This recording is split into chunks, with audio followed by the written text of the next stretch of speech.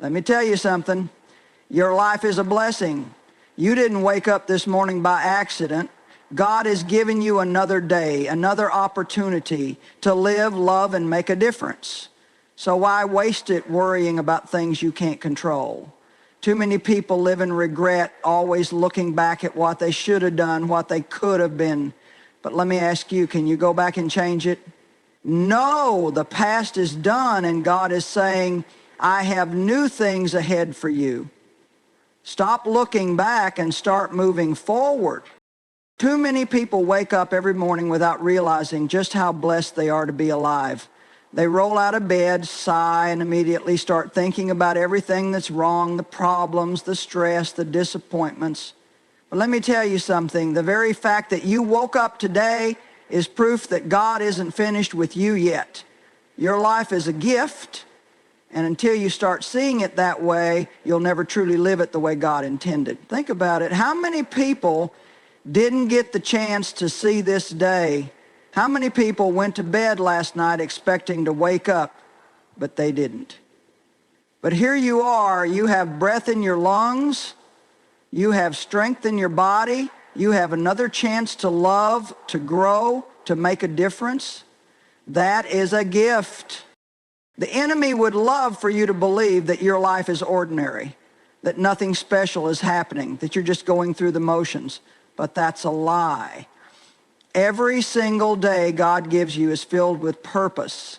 You may not always see it, you may not always feel it, but that doesn't mean it's not there. So many people are waiting for something big to happen before they start appreciating their life. They think, if I could just get that promotion, if I could just meet the right person, if I could just have more money, then I'd be happy. But let me tell you, if you don't learn to recognize the gift of life right now, you won't recognize it when things change either. Happiness doesn't come from getting everything you want. It comes from appreciating what you already have. You may not have the perfect job, but you have a job. You may not live in your dream home, but you have a place to live. You may not have everything you desire, but you have what you need. When you start seeing life through the lens of gratitude, everything changes. God didn't create you to just exist. He created you to live. He designed you with purpose, with potential, with a future that is greater than you can imagine. But if you're too focused on what's missing, you will never recognize what's right in front of you. Some of you have been feeling stuck, frustrated, maybe even unfulfilled. You keep wondering why things aren't working out the way you planned, but could it be that you're missing what God is trying to show you? Could it be that instead of waiting for something better, He's asking you to see the blessing in what you already have? It's easy to take life for granted when you're always looking ahead, always waiting for the next season, always thinking about what's missing. But the truth is, life is happening right now. This moment, this breath, this day, it's all a gift. And if you don't stop and recognize that, you'll spend your whole life chasing something that was never missing in the first place. Some people don't realize the value of their life until they face something that shakes them, a health scare, a loss, a wake-up call that reminds them how fragile life really is. But why wait for a crisis to appreciate what you have? Why wait until something is taken away before you realize how much it meant to you? Look around you. Think about the people who love you, the opportunities you have, the simple joys that make life beautiful, the laughter of a friend, the warmth of the sun, the chance to start fresh every morning. These are all gifts. And when you begin to recognize them, you start living differently. Instead of complaining, you start thanking. Instead of comparing, you start celebrating. Instead of worrying about what you don't have, you start embracing what you do. And that's when real joy begins. Regret is one of the biggest thieves of joy. It keeps you stuck in a place God never intended for you to stay. Some people spend their whole lives looking back, thinking about what they should have done, what they could have been, and all the mistakes they wish they could undo. But let me tell you, you cannot move forward while constantly looking in the rearview mirror. Maybe you made some bad choices. Maybe you wasted years on the wrong things. Maybe you hurt people, or maybe people hurt you. But staying trapped in regret is not going to change any of it. The past is over. No matter how much you think about it, no matter how much you replay it in your mind, you cannot go back and change what's already happened. But you can decide what happens next. The enemy loves to remind you of your past because he knows that if he can keep you focused on what's behind you, you'll never step into what's ahead. He wants you to believe that because you failed, you're a failure. He wants you to think that because you made a mistake, you can never recover. But that's a lie.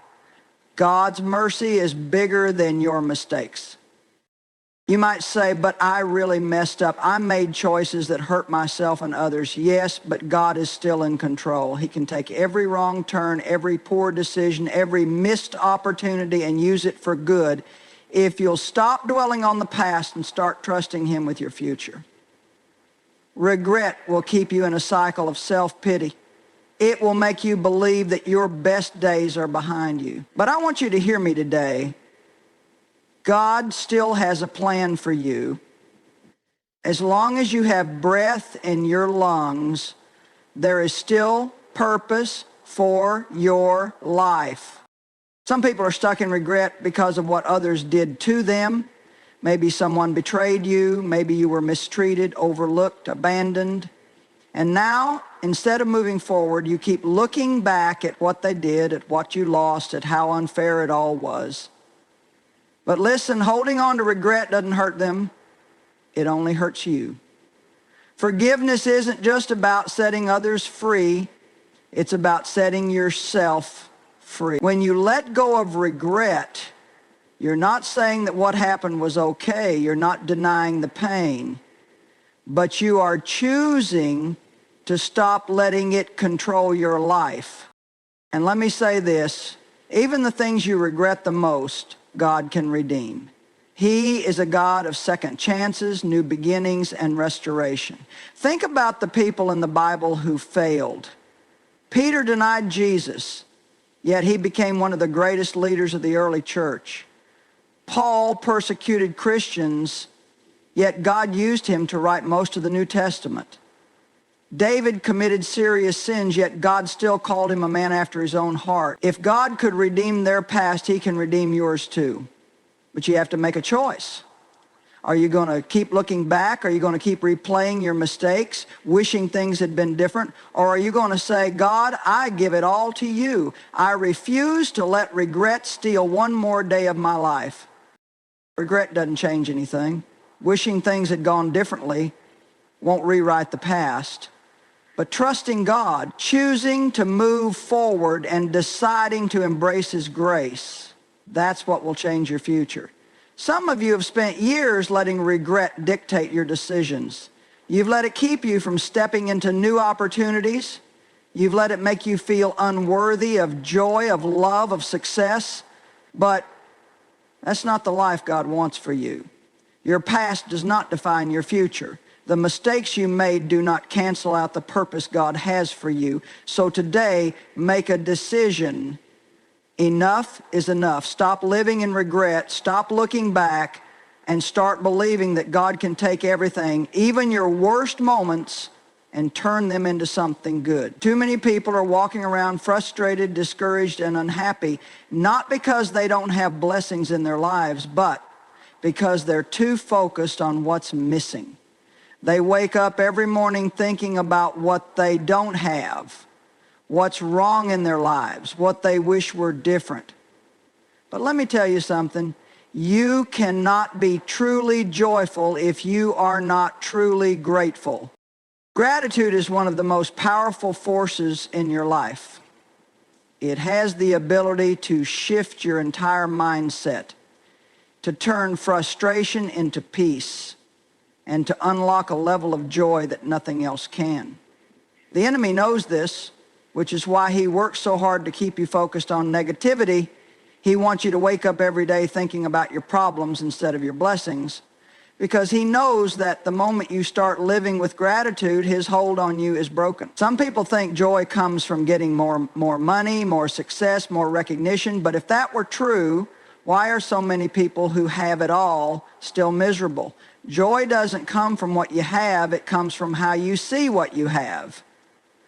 Two people can have the exact same life, but one will be joyful while the other is miserable, simply because one chooses gratitude and the other chooses to complain.